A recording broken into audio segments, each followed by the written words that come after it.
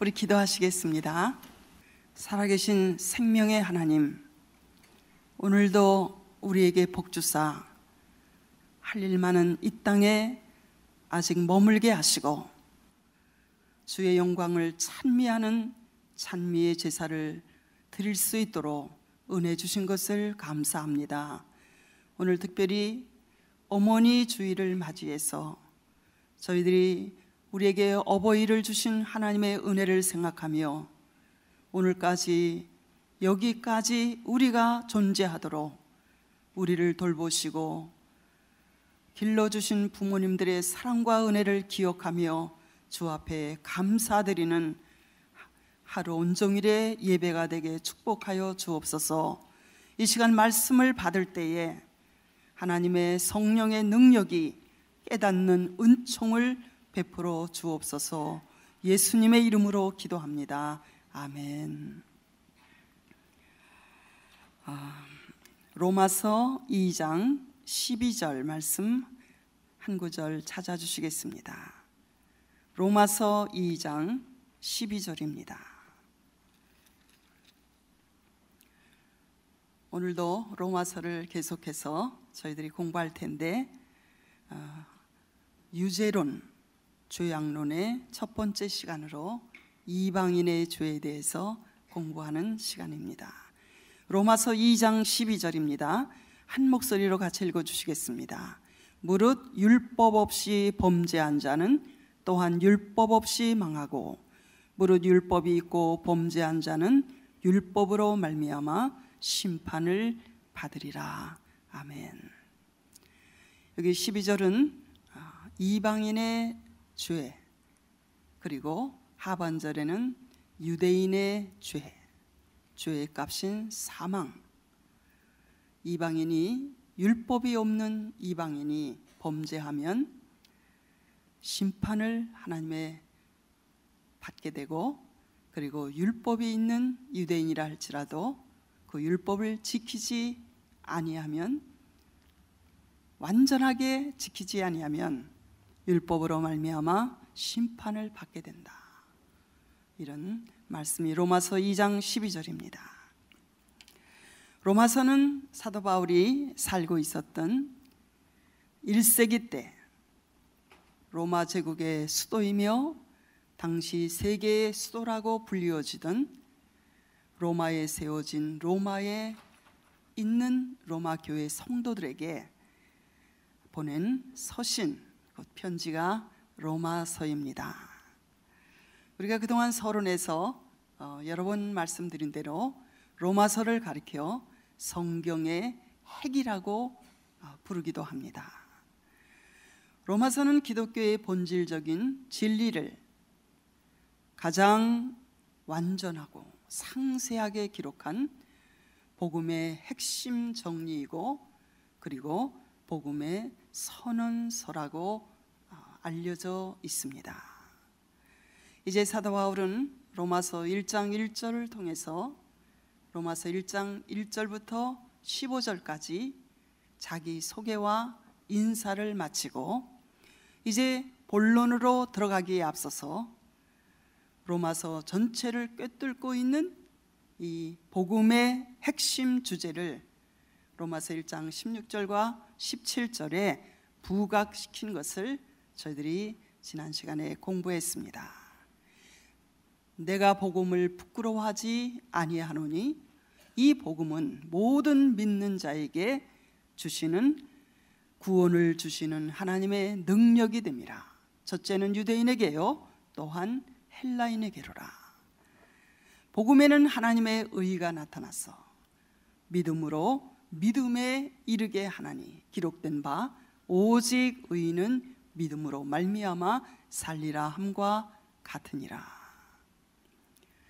이 로마서 1장 16절과 17절이 바로 사도 바울이 복음을 부끄러워하지 않는 이유, 그리고 그 복음에는 하나님의 의가 나타나서 모든 믿는 자에게 구원을 주시는 하나님의 능력이 됨이라고 로마서 전체를 꿰뚫고 있는, 신구약 성경 전체를 꿰뚫고 있는 이신득의 혹은 이신칭의, 사람이 자기의 올바른 행위로 하나님 앞에 갈 수 있는 것이 아니라 하나님의 긍휼과 자비의 의, 하나님으로부터 오신 예수 그리스도를 통하여 우리에게 보내주신 그 하나님의 자비와 사랑의 의를 통하여 우리는 하나님 앞에 설 수 있고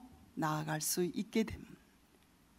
이 이신칭의 혹은 이신득의의 복음의 핵심 진리를 먼저 구원론을, 로마서의 본론을 전개하기 전에 소개하고 있습니다. 이 복음에 나타난 하나님의 의는 사람의 의와 구별하여 바로 하나님의 의, 하나님으로부터 오는 의, 곧 예수 그리스도의 죽음과 부활을 통해서 사람이 하나님 앞에 나아갈 수 있는 모든 필요한 의를 다 이루어 주신 의라고 소개하고 있습니다. 그러므로 범죄한 인간들, 우리 자신들의 것이 아닌 하나님의 긍휼과 자비의 의를 우리에게 보내주심으로써 하나님과 죄인된 우리가 올바른 관계를 회복하여 사실은 의롭지도 않은 우리를 의롭다고 선언하시는 하나님의 방법이 바로 복음 안에 나타난 하나님의 의라고 소개하고 있는 것입니다.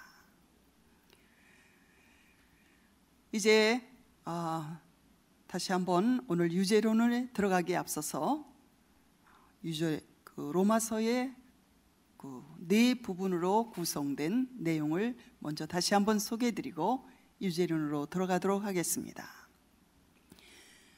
로마서는 아주 복잡한 교리적인 내용을 다루고 있는 서신입니다.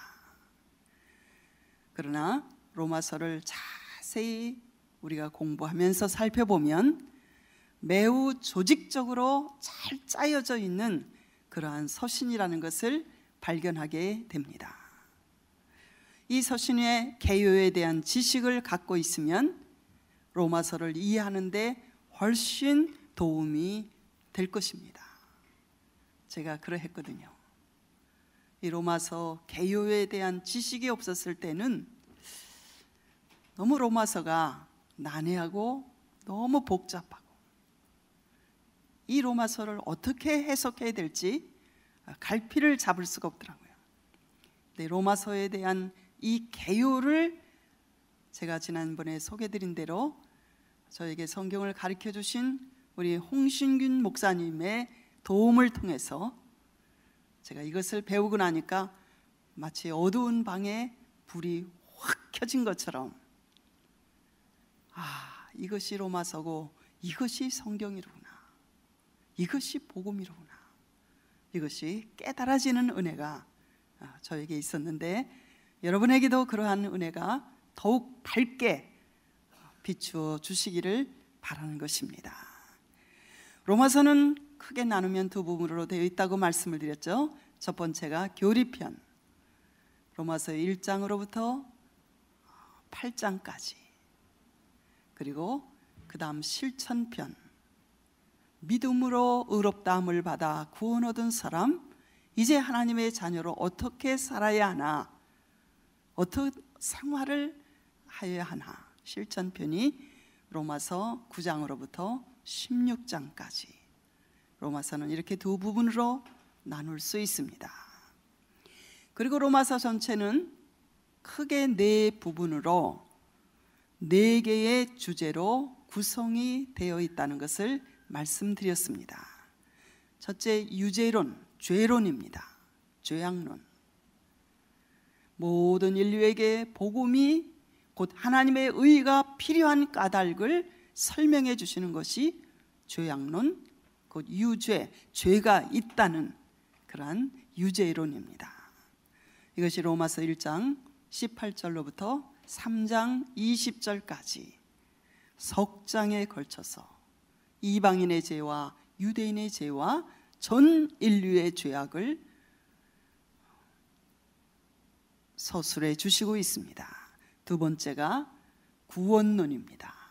로마서의 중심 핵심 부분이지요. 그럴 뿐만 아니라 전 성경의 핵심 내용입니다. 로마서 3장 21절부터 8장까지 유죄론과 구원론은 이 3장이 겹치게 되어 있는데, 유죄론은 3장에 걸쳐서, 그리고 이 구원론은 8장에 걸쳐서 전개되고 있습니다. 세 번째 로마서의 주제는 선민론, 이스라엘의 과거와 현재와 미래에 대해서 설명하면서 전 인류의 구원 문제를 다루고 있는 것이 로마서 9장 1절로부터 11장까지 되어 있는 선민론입니다. 석장으로 되어 있습니다. 마지막 로마서의 네 번째 주제가 실천론이지요.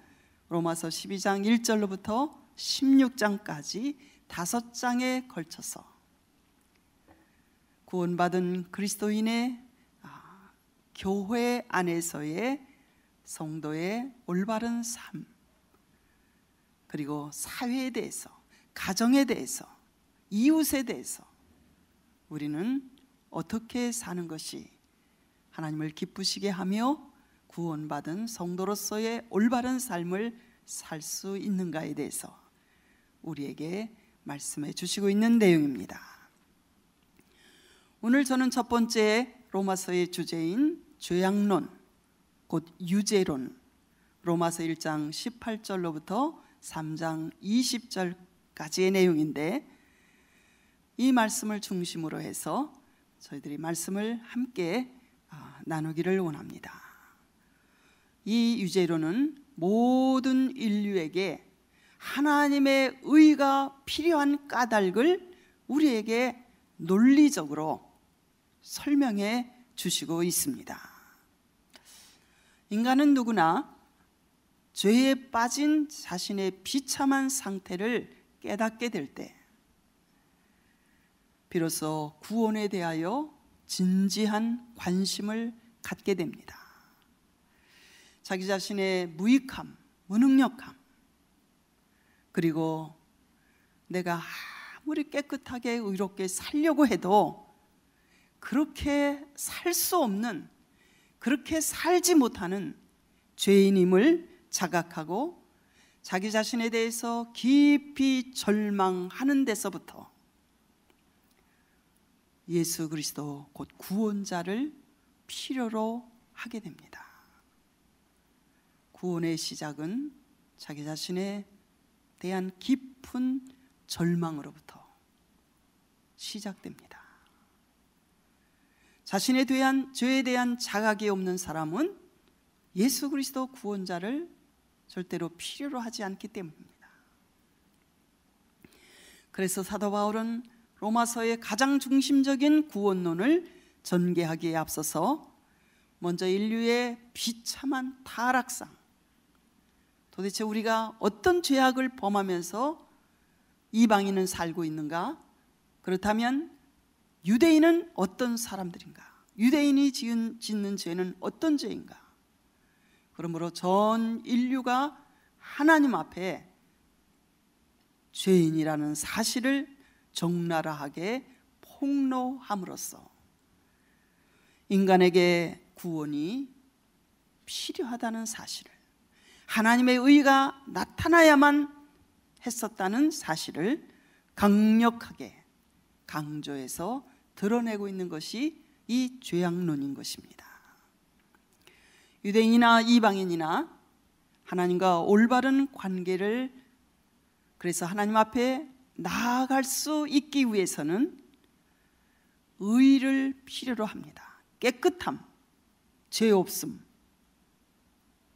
그러나 이방인이든 유대인이든 어떤 쪽도 떳떳하게 하나님 앞에 내세울 만한 의가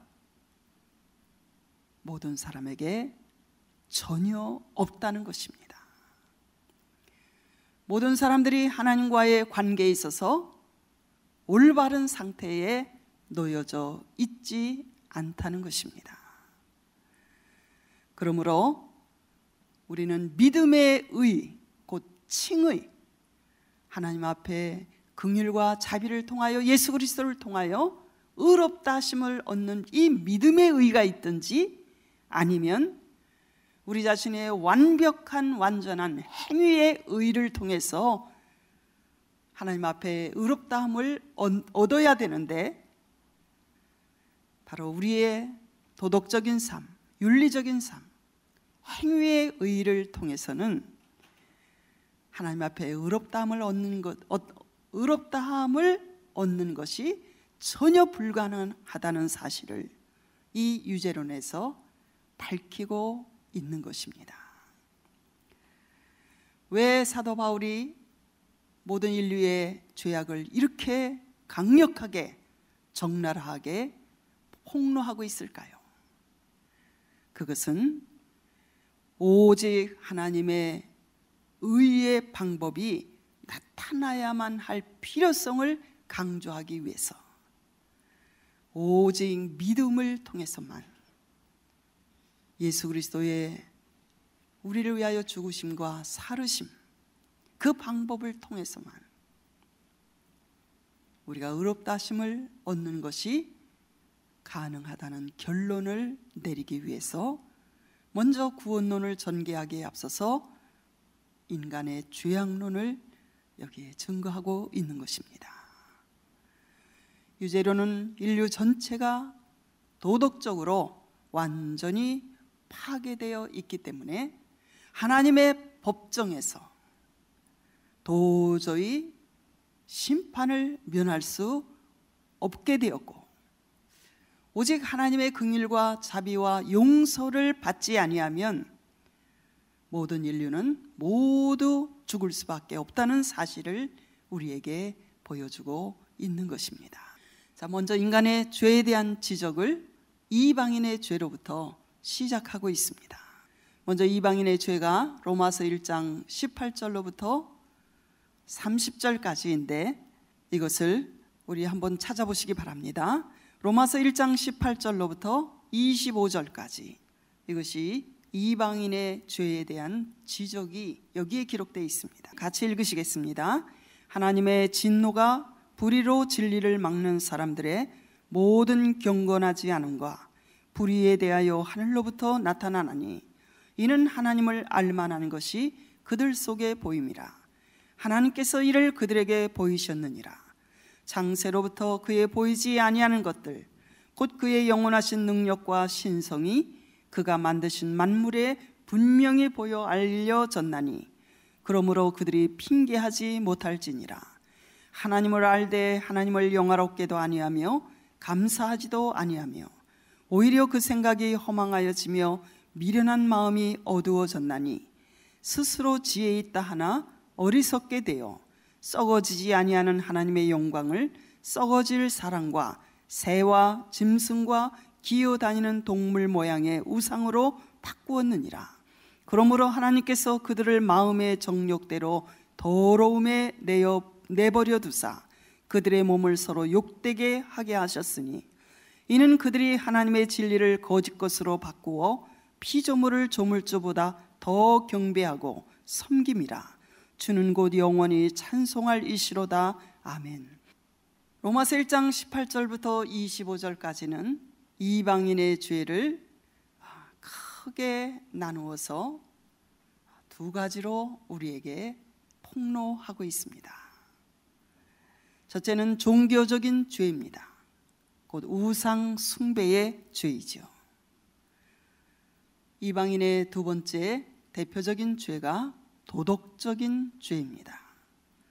이 도덕적인 죄는 성적 죄악, 하나님을 섬기지 아니하고 우상을 섬기는 사람들에게는 이 도덕적인 죄가 자연스럽게 동반되기 마련인 것입니다. 그래서 성적으로 타락하고 사회적으로 사람들의 마음이 강팍하여 이웃과 이웃 간의 싸움과 이런 피 흘리는 도덕적으로 부패한 그래서 우상숭배의 죄와 곧 종교적인 죄와 이 도덕적인 죄는 서로 밀접한 관련성을 가지고 있다고 성경은 우리에게 가르쳐 주시고 있습니다. 모든 이방인들에게도 종교심이 있습니다. 나름대로 신앙 생활을 하고 있지만 참되신 하나님을 알지 못하고 그 하나님을 섬기지 아니하는 이방인들은 자연스럽게 우상 숭배에 빠지게 된다는 것이지요. 그래서 그들의 이러한 어두운 영적 상태는 자동적으로 도덕적인 죄악, 곧 성적인 범죄와 그리고 여러 가지 사회적인 죄악을 초래하게 된다는 것입니다.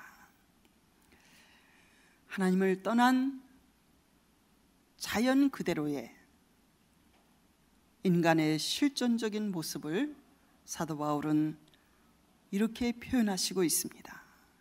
로마서 1장 18절에 기록되어 있지요. 하나님의 진노가 불의로 진리를 막는 사람들의 모든 경건치 않음과 불의에 대하여 하늘로 쫓아 나타난다. 그들은 하나님의 진노 아래 있다는 것입니다. 하나님의 진노를 불러일으키는 두 가지 원인이 있는데, 하나님을 바르게 섬기지 못하고 우상 숭배를 하는 사람들이, 이방인들이 범하는, 그래서 하나님의 진노를 불러일으키는 대표적인 두 가지 원인은, 첫째 불의함, 두 번째 경건하지 않음. 하나님은 우리 인간을 창조하시고 이 세상에 보내셨을 때 분명한 목적이 있으셨다고 성경을 통해서 밝혀주시고 있습니다. 이사야 43장 21절에는 우리가 잘 아는 말씀대로 이 백성은 내가 나를 위하여 지었나니 나의 찬송을 부르게 하려 함이라. 우리 인간을 지으신 목적, 우리 인간 스스로를 위해서가 아니라 하나님 자신을 위해서 우리를 창조하셨는데, 그들을 통하여 찬송 받으시고 영광 받으시기 위하여 사람을 창조하셨다고 그 목적을 밝히고 있습니다. 그 다음 고린도전서 1장 9절에 보면 너희를 불러 그의 아들 예수 그리스도 우리 주로 더불어 교제케 하시는 하나님은 미쁘시도다. 하나님이 인간을 지으신 목적 중에 중요한 목적이 고린도전서 1장 9절에 기록된 대로 하나님과 더불어 생명의 아름다운 교제를 나누기 원하셔서 우리를 지으셨다는 것입니다. 그리고 고린도전서 10장 31절에는 그런즉 너희가 먹든지 마시든지 무엇을 하든지 다 하나님의 영광을 위하여 하라. 하나님의 영광을 위하여, 하나님께 영광 돌리게 하기 위하여 인간을 창조하셨다고 그 목적을 밝히고 있습니다. 다시 한번 반복합니다. 인간 창조를 하신 하나님의 목적은 우리 통하여 아버지 하나님의 영광과 찬송을 받으려 하심에 있고, 창조주이신 하나님과 피조물인 우리 사이에 생명과 사랑의 깊은 교제를 나누는 데 있는 것입니다. 우리가 자녀들을 열심히 또 수고를 아끼지 아니하고 정성을 다하여 우리 자녀들을 돌보는 목적이 그들과 아름다운 부모와 자녀 간의 교제, 사랑과 생명의 교제를 나눌 때 보람을 느끼고 부모님들이 기쁨을 누리게 되죠. 그리고 부모님에 대해서 고마워하고 감사해하는, 자랑스러워하는 우리 자녀들을 볼 때에 정말 지나간 날의 모든 고생과 수고가 다 사라지는 것 같이 하나님께서 우리를 지으신 목적이 바로 우리 통하여 영광과 찬송을 받으려 하심에 있고, 그리고 우리와 아름다운 사랑과 생명의 교제를 나누려 하심에 있다고 밝히고 있습니다. 그러므로 인간은 창조하신 이의 의도와 목적대로 살아야 행복한 삶을 살 수 있는 것이고, 우리를 세상에 보내신 그 목적과 의도대로 올바르게 살고 하나님께로 돌아갈 수 있게 되는 것입니다. 저는 어려서부터 기독교 가정에서 자라났는데 늘 귀에 못이 박이도록 하나님을 위해서 살아라, 하나님의 영광을 위해서 살아라, 저희 어머님을 통해서 정말 수없이 들은 말씀이었습니다. 우리 형제들이 혹시 학교에서 공부를 잘해서 좋은 성적표를 가지고 집에 오면 이렇게 보여드리면 저희 어머니는 흐뭇해 하셨어요. 그러나 우리가 성경을 읽다가 혹은 하나님의 말씀 설교를 듣다가 이런 깨달음이 왔다는 말씀을 드리면 저희 어머니는 정말 펄쩍 뛰실 정도로 기뻐하셨어요. 그래서 우리 형제들은 만화책 보고 있다가 TV 보고 있다가 소설책 보고 있다가 엄마가 밖에서 들어오시는 기척이 나면 엄마를 좀 기쁘시게 해드리려고 텔레비는 끄고 만화책과 소설책과 다른 거는 다 빨리빨리 다 치우고 성경책을, 평소에 잘 안 읽는 성경책을 딱 펴놓고 그러면서 자라났습니다. 근데 제 마음에 제가 예수 그리스도의 은혜를 깨닫기 전에는 왜 내 일생을 살지 못하고 하나님을 위해서 내 일생을 소비하고 낭비하고 허비하여야 되나, 그것이 마음에 받아들여지지가 않았어요. 그래서 그런 말씀을 들을 때마다 저는 사춘기 때 실제로 어머니 앞에서 한 번도 표현은 못했지만 제 마음속에 이런 생각을 하며 자랐습니다. 엄마, 내 일생이 2회에 걸친 생애라면 어머니의 소원대로 어머니의 하나님을 위해서 말씀대로 살고 또 그분의 영광을 위해서 내 생애를 드릴 수 있습니다. 그러나 유감스럽게도 저에게 주어진 생애의 기회는 딱 한 번이기 때문에 내가 만나보지도 못한, 보지도 못한, 알지도 못하는, 확실하지도 않은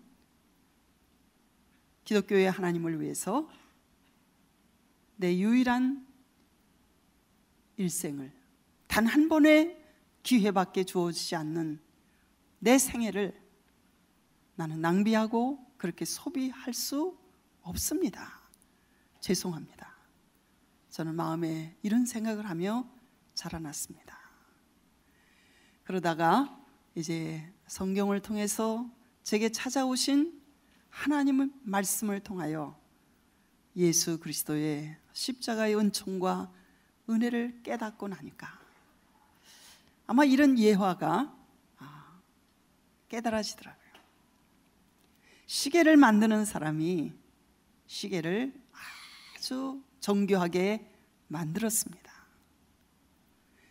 그런데 그 시계가 생각하기를 내가 왜 사람을 위해서 그 방향으로 매일 똑같이 돌아야 해? 나는 비록 시계지만 나 나름대로의 생애가 있다고. 그래서 나는 내가 하고 싶은 대로 내 의지대로 내 시계의 생을 살아갈 거야 하면서 시계를 만든 사람의 목적과 의도대로 돌지 아니하고 그 길을 가지 아니하고 반대로 갔다 바로 갔다 자기 마음대로 그렇게 한다면 아마 시계 주인은 시계를 흔들어 보기도 하고 어떻게 고쳐보려고 애를 쓰다가 안 되면, 영영 가망이 없으면 아무리 좋은 재료로 만들어진 시계를 할지라도 그 시계는 무용지물이 되어 아마 버리든지 아니면 고물상에 팔든지, 그 시계는 세상에 태어나서 아무런 유익한 역할을, 쓰임을 받지 못하고 말게 될 것입니다. 인간은 하나님의 창조하신 목적과 의도대로 살 때 보람이 있고 행복이 있습니다. 이것을 깨닫고 난 이후에 저의 변함없는 기도 중에 한 제목이, 나를 보내신 하나님의 목적과 의도대로 그대로 그렇게 살다가 주 앞에 서게 해 주십시오.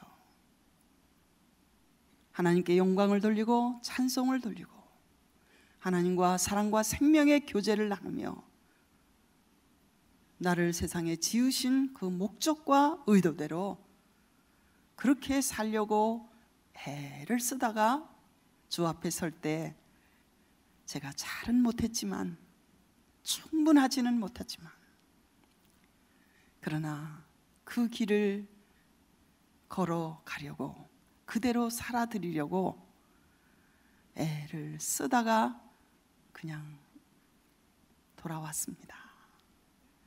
이렇게라도 말씀드릴 수 있도록 그것이 저의 기도의 제목이 되었습니다. 반대로 하나님의 인간 창조의 목적에서 벗어나는 것이 불의요 경건치 않음이라고 성경은 말씀하시고 있는 것입니다. 경건치 않음이라는 것은 하나님을 하나님으로 대우하지 않는 것이 경건치 않은 것입니다. 곧 피조물인 인간이 하나님을 주인으로 인정하지 않고 감사하지도 않고 그분에게 존귀와 영광을 돌리지도 않는 배은망덕한 삶을 가리켜 경건치 않은 삶이라고 말씀하시고 있습니다. 이러한 불의와, 곧 불의는 하나님의 창조의 목적에서 벗어나 사는 것, 경건하지 않음은 하나님을 하나님으로 대접하지 않고 그분에게 돌려드려야 될 영광과 감사와 찬송을 돌리지 않는 이 상태에 머물러 있는 한 인간은 하나님의 진노 아래에 계속 남아있을 수밖에 없다는 것이 바로 하나님을 떠난 인간의 실존, 이것이라고 사도 바울은 말씀하시고 있습니다. 그러면 우리는 질문이 있습니다. 사람이, 특별히 이방인들이 하나님을 섬기고 싶은데 하나님은 보이지도 않고 알 수도 없는데 우리가 어떻게 하나님을 알고 섬길 수 있겠습니까? 그런데 이런 상태에서 하나님께서 우리를 진노 가운데에 던지시는 것은 하나님 부당한 일이 아닙니까? 이렇게 핑계할 수 없다고 사도 바울은 이 죄악론에서, 특별히 이방인의 죄에서 지적하고 있습니다. 그 이유는 로마서 1장 19절과 20절에 보면 이는 하나님을 알만한 것이 저희 속에 보임이라. 하나님께서 이를 저희에게 보이셨느니라. 장세로부터 그의 보이지 아니하는 것들, 곧 그의 영원하신 능력과 신성이 그 만드신 만물에 분명히 보여 알게 되나니 그러므로 저희가 핑계치 못할지니라. 하나님은 우리에게 하나님 자신을 보여주셨다고, 이방인들에게도 하나님 자신을 나타내 보여주셨다고 여기 로마서 1장 19절로부터 20절에 말씀하시고 있습니다. 하나님 자신을 나타내 주심, 이것을 기독교 신학적인 용어로 계시라고, revelation, 계시라고 일컫습니다. 사실 우리는 하나님을 알 수 없습니다.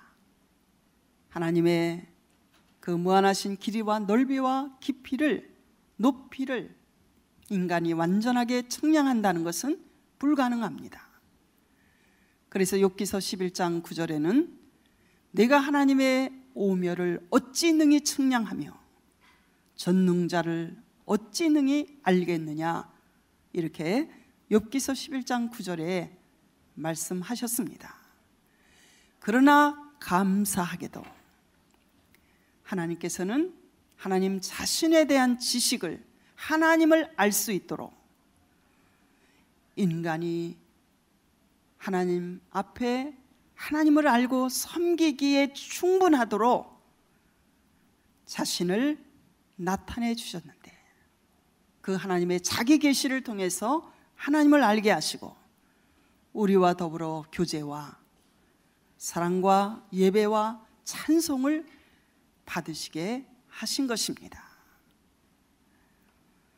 이러한 하나님의 자기 계시는 크게 나눠서 두 가지로 나눌 수 있습니다. 첫째가 자연 계시, 두 번째가 초자연 계시라고 불리워지는 특별 계시. 그러니까 자연 계시, 이것은 일반 계시라고 부르고, 그 다음에 특별 계시, 이것을 초자연 계시라고 이렇게 나눕니다. 사실 이 하나님에 대한 지식은 오묘한 일입니다. 신명기서 29장 29절에는 오묘한 일은 우리 하나님께 속한 것이라고 말씀하시고 있습니다. 그러면 자연 계시에 대해서 우리가 먼저 살펴보고 오늘 시간을 마치려고 합니다. 하나님은 인간에게 외적으로 자기 자신을 드러내 보여주셨습니다.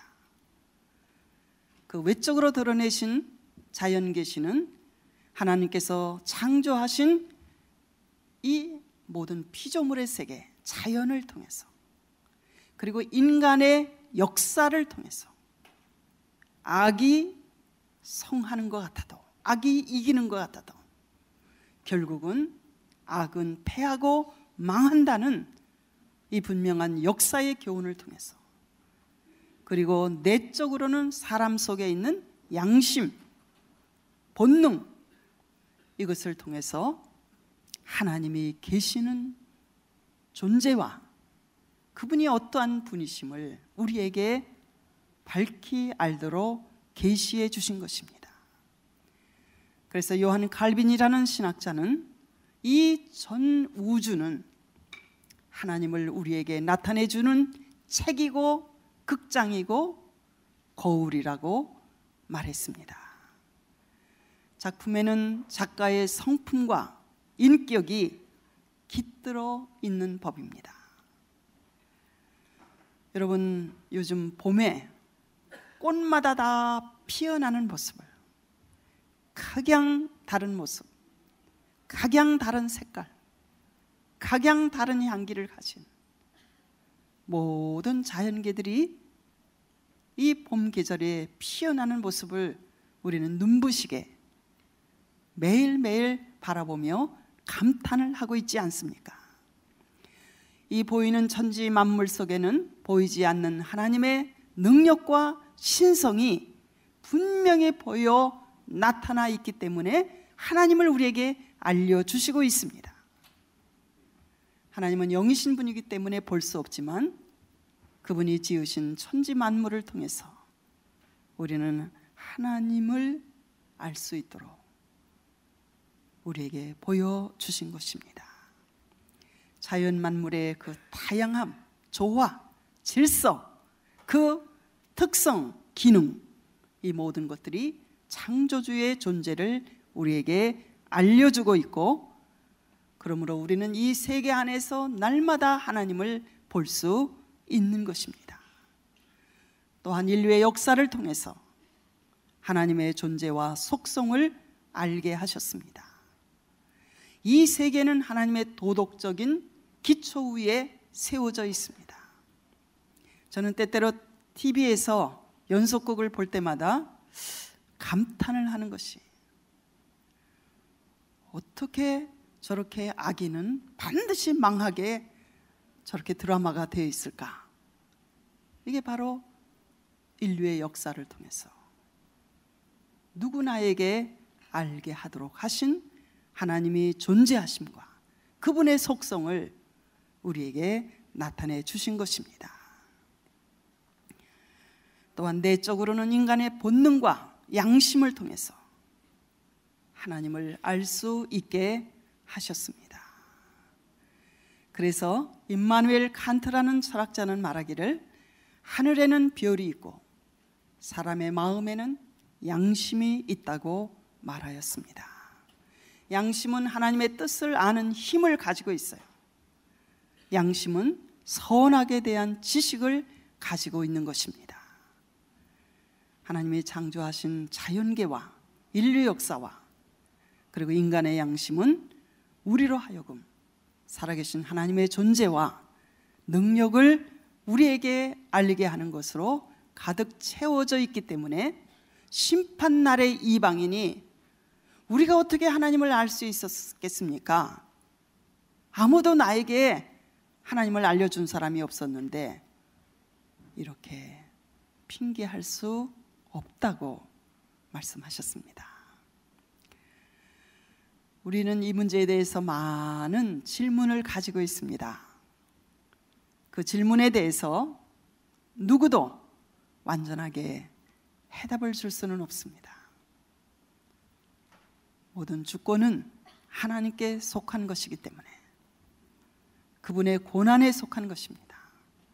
그러나 성경은 이렇게 이방인들도 우상 숭배에 빠지지 않고 하나님을 섬길 수 있도록 하나님께서 자기 계시를 통해서 하나님을 알려주셨다고 우리에게 증거해 주시고 있습니다. 예, 기도하겠습니다. 자비하신 아버지, 저희는 지금 로마서를 통해서 하나님의 의,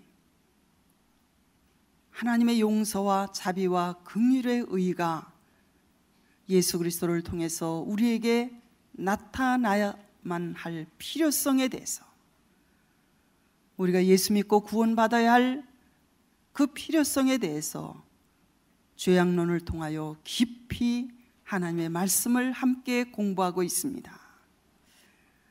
깨닫는 마음 주시옵소서.